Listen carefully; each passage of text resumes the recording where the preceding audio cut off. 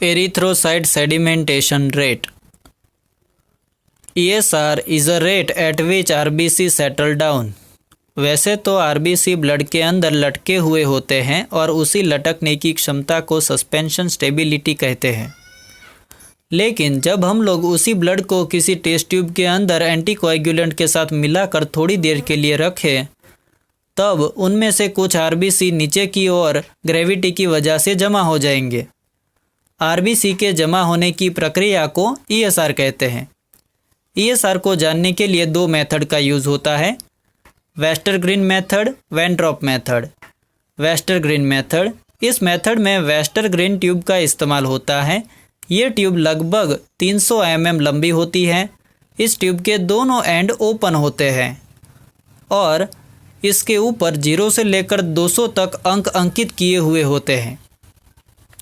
इस ट्यूब के अंदर 1.6 ml ब्लड के साथ 0.4 ml एंटीकोएगुलेंट, जिसमें 0.38% सोडियम साइट्रेट होना चाहिए, ऐसे सॉल्यूशन को मिलाया जाता है। 1 घंटे तक ऑब्जर्व करने पर इसमें से ESR का पता चलता है। अब हम लोग वेंट्रॉप मेथड के बारे में बात करेंगे। तो वेंट्रॉप मेथड में वेंट्रॉप ट्यूब का इस्तेमाल होता है। ये ट्यूब करीबन 110 mm लंबी होती है। इसका एक छोर ओपन और दूसरा छोर क्लोज होता है। इसके ऊपर 0 से लेकर 100 तक अंक अंकित किया होता है।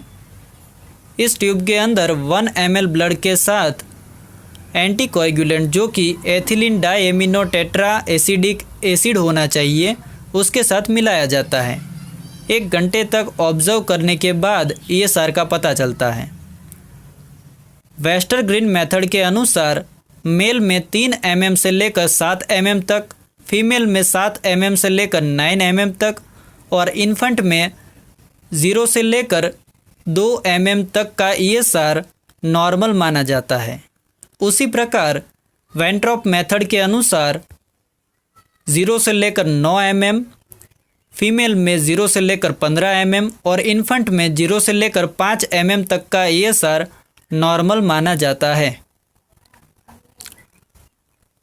अब हम लोग जानेंगे कि आखिर ESR जैसा टेस्ट क्यों करना चाहिए, इसकी उपयोगिता क्या क्या है।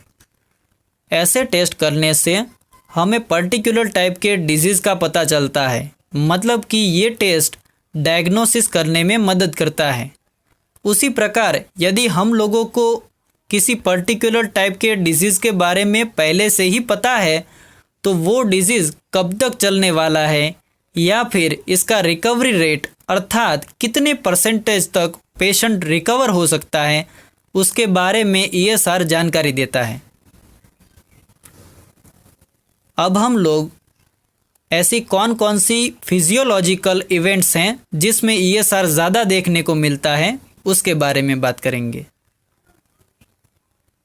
तो सबसे पहले तो एज। छोटे बच्चों में ESR कम होता है क्योंकि इन लोगों में RBC की मात्रा ज़्यादा होती है। उसी प्रकार फीमेल में ESR ज़्यादा होता है क्योंकि इन लोगों में RBC की मात्रा कम होती है। मेंस्ट्रुएशन, क्योंकि मेंस्ट्रुएशन में ढेर सारा ब्लड लॉस होता है, इसीलिए ESR बढ़ा हुआ नज़र आता है। प्रेगनेंसी, हीमोडिल्यूशन के कारण ESR बढ़ा हुआ नज़र आता है। प्रेग्नेंट वुमेन में ESR की वैल्यू करीबन 35 mm तक होती है। अब हम लोग जानेंगे कि कौन कौन से ऐसे डिजीज़ हैं जिसमें ESR की वैल्यू बढ़ जाती है। सबसे पहले तो TB, rheumatoid arthritis, rheumatic fever और ट्यूमर, इन कंडीशन में ESR बढ़ा हुआ होता है। जबकि एलर्जी, सिकल सेल एनीमिया और लीवर के डिजीज़ में ESR कम हो जाता है। अब हम लोग ESR को ज़्यादा या कम दिखाने के लिए कौन कौन से फैक्टर होते हैं उसके बारे में बात करेंगे। पहले हम लोग उन फैक्टर के बारे में बात करते हैं जो फैक्टर ESR को ज़्यादा दिखाते हैं। सबसे पहले तो है आरबीसी की स्पेसिफिक ग्रेविटी। ग्रेविटी के कारण ईएसआर ज़्यादा दिखाई देता है। Number 2, increase in size of RBC. जब आरबीसी की साइज बढ़ जाती है तब ईएसआर ज़्यादा होता है। Number 3, rouleaux formation. Rouleaux formation भी ईएसआर को बढ़ावा देता है। इसी प्रकार विस्कोसिटी ऑफ ब्लड और increase in number of RBC ऐसे फैक्टर ईएसआर को कम दिखाते हैं। अब हम लोग पीसीवी यानी कि पैक सेल वॉल्यूम के बारे में बात करेंगे। PCV is a volume of RBC in blood express in percentage. इस वैल्यू को हम लोग हीमोक्रेटिक वैल्यू भी कहते हैं। पीसीवी भी वेंट्रोप मेथड से ही जाना जाता है।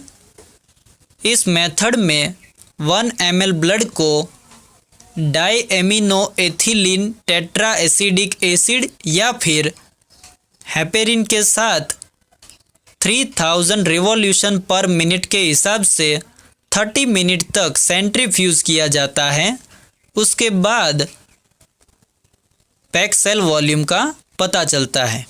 30 मिनट के बाद आरबीसी नीचे की ओर पैक हुए नज़र आते हैं, जिसके ऊपर प्लाज्मा होता है और प्लाज्मा और आरबीसी के बीच में वाइट बफी कोड नज़र आता है। ये बेसिकली प्लेटलेट्स और वाइट ब्लड सेल होते हैं।